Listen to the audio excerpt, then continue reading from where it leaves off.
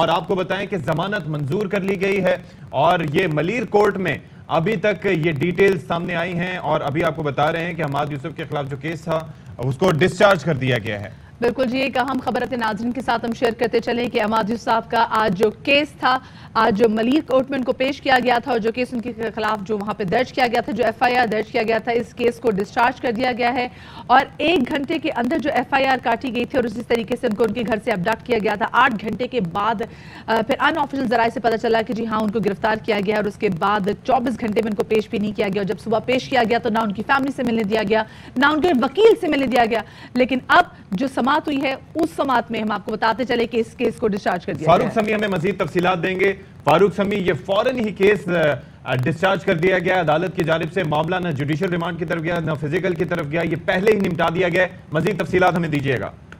देखिए, हक और सच सुनने वालों को ये पता मुबारक हो, हमाद यूसुफ साहब की भटकड़ियां खुल रही हैं और इस वक्त मैं देख रहा हूं कि हमाद यूसुफ साहब कमरे अदालत से बाहर आ रहे हैं। जो हमाद यूसुफ साहब ने कहा था कि जो भी होगा देख लेंगे, ये वक्त भी गुजर जाएगा और ये वक्त गुजर गया और इस वक्त अदालत ने इस केस को डिस्चार्ज कर दिया है। एक चीज अभी क्लियर कर दें, क्योंकि हमारे पास ये चल रहा है जमानत मंजूर, हालांकि ये केस डिस्चार्ज हो गया है, केस इल्जामात से बरी कर दिया है। जी जी जी जी बिल्कुल, केस को डिस्चार्ज कर दिया गया है और अब इस केस के अंदर जो है कोई बात नहीं रही है। जो 3-4 से ज्यादा जो हमारे जानिब से हमाद यूसुफ साहब की जानिब से पेश हुए थे, यहाँ पर एक बड़ी तादाद जो है वकला की मौजूद थी, जो कि सिर्फ और सिर्फ ARY न्यूज के साथ इजहार यकजहती के लिए आई थी। उनमें साबिक सेक्रेटरी बार मोहम्मद खालिद एडवोकेट, इसी तरह अमानुल्लाह एडवोकेट समेत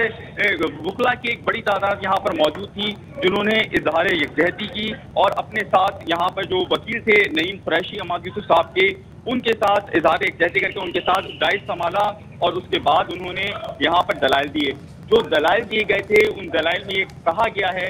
कि जो ये केस था यहाँ का बनता ही नहीं था, ये इस्लामाबाद का मेन केस था और उसमें जो मेन जो अक्यूज हैं जो कि PTI के एक रहनुमा हैं वो गिरफ्तार हैं। तो ऐसे में एक दूसरी FIR उसी तरह की बनाना और गिरफ्तार करना समझ से बालातर है। अदालत ने वकला की जानिब से ये भी कहा कि अगर जरूरत पड़ती है तो हम जमानत के तौर पे जमानती मचल के 10 करोड़ के भी जमा करा सकते हैं। एक ऐसा इदारा जो हजारों और लाखों और करोड़ों रुपए के जो है टैक्स भरता हूँ, ऐसा कैसा मुमकिन है कि आप बिना किसी सोचे, इतने हजारों जर्नलिस्ट का सोचे बिना आप उनको यहाँ पे गिरफ्तार कर रहे हैं और इदारा बंद करने की कोशिश कर रहे हैं। इस हवाले से ये कहा गया कि जो तफ्तीशी अफसर ने FIR दर्ज की है, जो कि SHO साहब ने FIR दर्ज की है, ये बदनीयती पे मबनी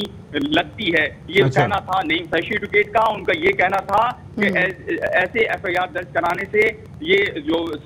आजादी इजहार है और जो उजलत थी वो नजर भी आई। जिस तरीके से हमने देखा कि आज वो केस इतना वीक था, जब वो अदालत में भी आज पेश किया गया तो उस केस को डिस्चार्ज कर दिया गया और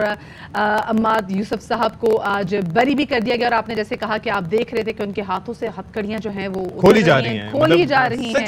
बिल्कुल। हाँ बिल्कुल। तो इस वक्त असगर हमारे नुमाइंदे हमारे साथ मौजूद, लेकिन उससे पहले आज जब उनको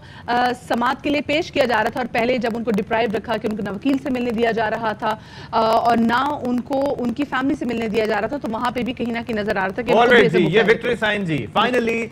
ही इज आउट और विक्ट्री साइंस जो हैं वो दिखाई दे रही हैं और जाहिर है कि he is smiling, he is happy और बड़ी खुशी का इजहार कर रहे हैं। जाहिर है क्यों ना करें, क्योंकि इस तरीके से अदालत ने पहले ही समाअत के दौरान केस को खारिज कर दिया, डिस्चार्ज कर दिया। बताया गया कि इस्लामाबाद हाई कोर्ट में ऑलरेडी FIR दर्ज है जिसके अंदर जो इल्जामात लगाए गए थे, तो Shahbaz Gill is under arrest. तो ये दोबारा कराची में एकदम ही SHO साहब की जानिब से FIR दर्ज करना, 1 घंटे के अंदर ये इस तरीके से एबडक्शन और फिर उसके बाद गिरफ्तारी को जाहिर करना, ये बदनीयती पर मबनी है। तो अब अदालत ने ना मामला फिजिकल ना जुडिशियल, बल्कि अदालत ने मामला ही निपटा दिया और इल्जामात से बरी कर दिया और हमाद यूसुफ इज आउट। ये आप देख सकते हैं कि मनाजर वहां पर मलीर कोर्ट के बाहर के हैं, विक्ट्री का साइन बनाते हुए और देख सकते हैं उनके दोस्त उनके साथ मौजूद हैं, उनके भाई उनके साथ मौजूद हैं और ये वही लोग हैं जो सुबह निहायत ही कंसर्न थे, जो कल तमाम तर दिन निहायत ही तकलीफ और ईज़ा में मुब्तला थे, क्योंकि ना उनको बताया गया और एकदम से रात 3 बजे जब उनके घर पर अटैक करके धावा बोला गया और उनको घर से ले गए। लेकिन उनके घर वालों के लिए निहायत ही वो सख्त लम्हात थे, काफ़ी ज़्यादा प्रॉब्लम थी, वो काफ़ी ज़्यादा पेन और एग्नी में थे। और जब आज सुबह उनको मिलने भी नहीं दिया जा रहा था, तो तब भी हमने देखा कि वो काफ़ी ज़्यादा कंसर्न थे, पहले तो उनके वेयर अबाउट्स के हवाले से, फिर उनकी सेहत के हवाले से। और जब आज सुबह सुबह मिलने नहीं दिया, चाहे वकील को भी, तो तब भी बहुत सारे सवालात यहाँ पे खड़े हो रहे थे। लेकिन उसके बाद हमने देखा कि जब केस के हवाले से समाअत हुई तो उसके बाद जो नतीजा आया वो हमने आपके साथ शेयर किया है कि अदालत आलिया ने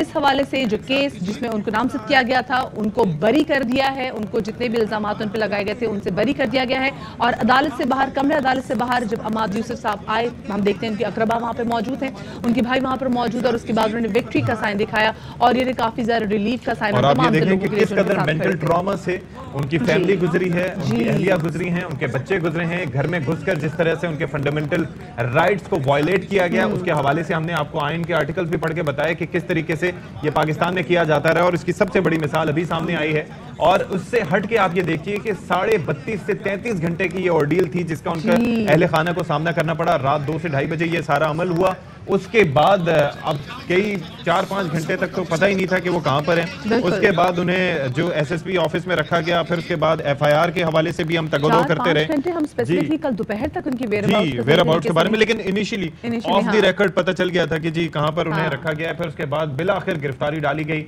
और फिर जो उसके अंदर जिस तरह से अपने ख्यालात का इजहार किया एसएचओ साहब की जानिब से, उन्होंने अपनी एफआईआर के एंड में जिस तरह से अबूजर सलमान नियाजी साहब बता रहे थे कि भाई किस तरह से उन्हें ख्याल आया, उन्हें अचानक ये मालूम हुआ कि चैनल की बदनीयती इसमें इदारे की शामिल है, और इसमें ये लोग शामिल की गई थी। जिस दफात में उनको उलझाने की कोशिश की गई थी, उन दफात का उनसे कोई ताल्लुक भी नहीं था। जिस तरीके से खैर आपने देखा भी कि अदालत ने उनको तमाम तर इल्जामात, तमाम तर दफात जो उन पर लगाई गई थी, जिसकी वजह से उनको रात के उनके घर से पहले अबडक्ट, बाद में पता चला कि उनको अरेस्ट किया है, तो उन तमाम तर इल्जामात से अमाद यूसुफ साहब को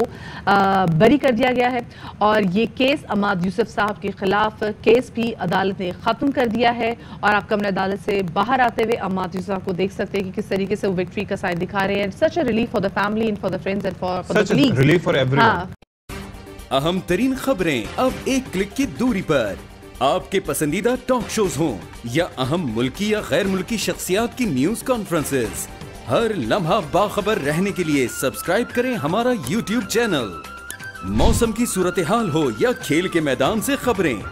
अपने मोबाइल फोन से मुल्की और बैनुल-अक़वामी अहम खबरों तक रसाई के लिए डाउनलोड कीजिए मोबाइल ऐप। बावसूख ज़राए से मुसद्दिका खबरों, तज्ज़ियों और तबसरों से मुस्तफीद होने के लिए विजिट कीजिए पाकिस्तान की सबसे बड़ी न्यूज वेबसाइट www.arYnews.tv।